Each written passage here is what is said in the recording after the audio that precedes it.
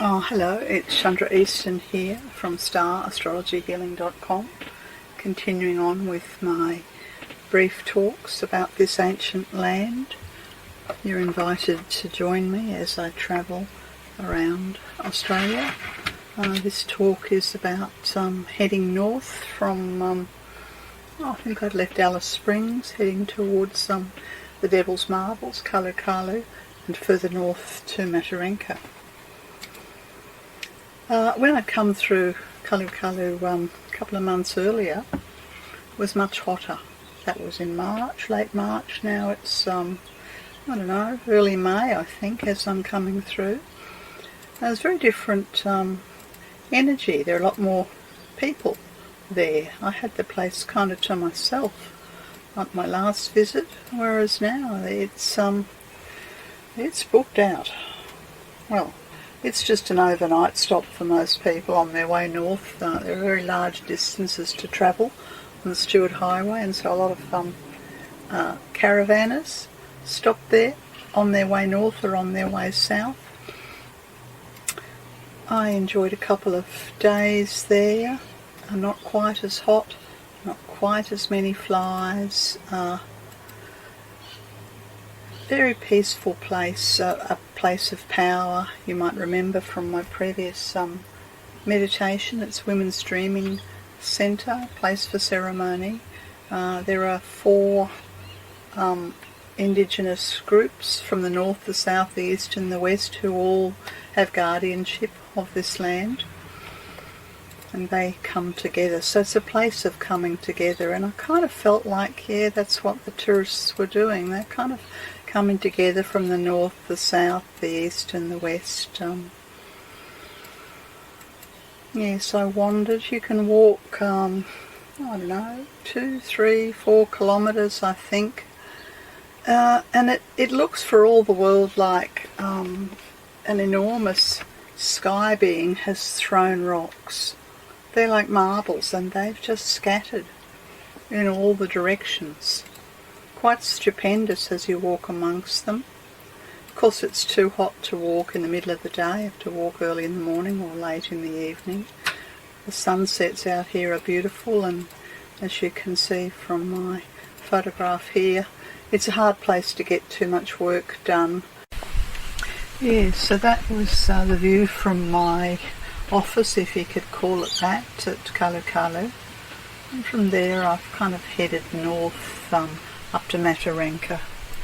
It's a fairly long drive up the Stuart Highway with, Tennant Creek is the biggest town, and then there's a few what we'd call whistle stops over the next, I don't know, is it 450 kilometres to Matarenka? I broke my journey at a place called Dunmara, bit of an oasis in the desert, nature-wise. Although I would have to say there's a lot of larrikinism, I suppose would be the kindest way to put it, of some of these places that are marketed as iconic Australian, and really they're very 20th century, quite disrespectful behaviour to women, disrespectful posters, a lot of drinking goes on, in this region, a lot of there's social problems, and I'm not just talking about the local Indigenous people, but I'm talking about the Aussies, not the travellers, but some of the Aussies. It's a hard life, and it's an isolated life, and yes, I did stick my nose in at a place called Daily Waters, which is marketed as iconic Australian, but unfortunately not a place I wanted to stop at all. Yes, so on to Matarenka, and by the time we get to Matarenka, the natures, the desert, the desert's falling away. Yeah, just simply falling away. The Tanami Desert that's basically been running to the left of the highway just kind of drops away and find oneself in tropical. I don't know what the latitude is. I should know, but I don't. But I think you'd say it'd probably be the equivalent of Cairns on the east coast of Australia, probably even further north than that. Yeah. What else can I tell you about? My arrival at Bitter Springs, known by the indigenous people as Koran, Korran. This is a place of water, and it's very interesting. The bird that is featured on all the national park signs is the black cockatoo, and there's certainly many black cockatoos around this area. The place is alive with palm trees and crocodiles. Freshwater crocodiles, with the occasional saltwater crocodiles thrown in for good measure. I found it very interesting the national parks explaining to us about the water, and how the water at Mataranka has actually been travelling underground from Queensland, around Lawn Hill and the Gregory River. That's in the Gulf of Carpentaria, and then it goes underground for hundreds of kilometres through the Barkly Tablelands, which to all intents and purposes is dry and arid, and then it emerges at Mataranka. And from there it continues on up the Daly River and towards the coast, sort of southwest of Darwin. So this is an aquifer, and it's a limestone aquifer, and it's porous, and I just find it really interesting how beneath this arid continent there is water. And we know that water is life, and in order for life to continue on any continent, water is crucial, and never more so than in Australia, the driest continent on earth. And so of course people stop at Mataranka to come to the thermal springs. Now I guess I was sort of expecting, I've been spoiled really, having been to thermal hot springs in Iceland, and the thermal hot springs in the Northern Territory are beautiful, but they don't compare to the Icelandic, I would have to say. They're not as sulphurous, they're not as hot, but they're a welcome relief and incredibly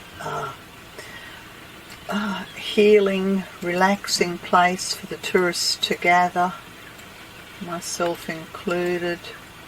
The water's probably about 30 degrees. Apparently they go through after the wet season in April and set traps and clear the area of the freshwater crocodiles.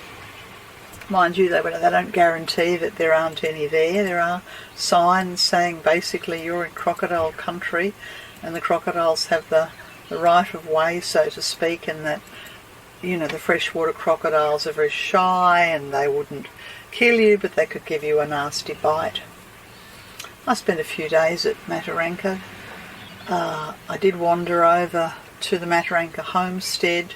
You walk through this forest of pine trees and down to the thermal pools there that have been, I believe it was in the Second World War, the American soldiers who were stationed here wanted, they've kind of added to nature and put some seating and some rocks and encased it. So at Bitter Springs it's simply nature, and over at the Mataranka homestead, well, this is all part of the Elsie National Park, it's a little bit more man-made, less flowing, a bit more commercial, I suppose you'd say. There are places that you can stay in the Elsie National Park. I think it's almost 20 kilometres out of town on the Daly River. There's a national park down there. I went down just to have a bit of a bo peep, and clearly in the past there's been cattle here, and homesteading has been the industry, but I guess now it's tourism. I spoke to a couple here who were fishing. They were from South Australia, I think.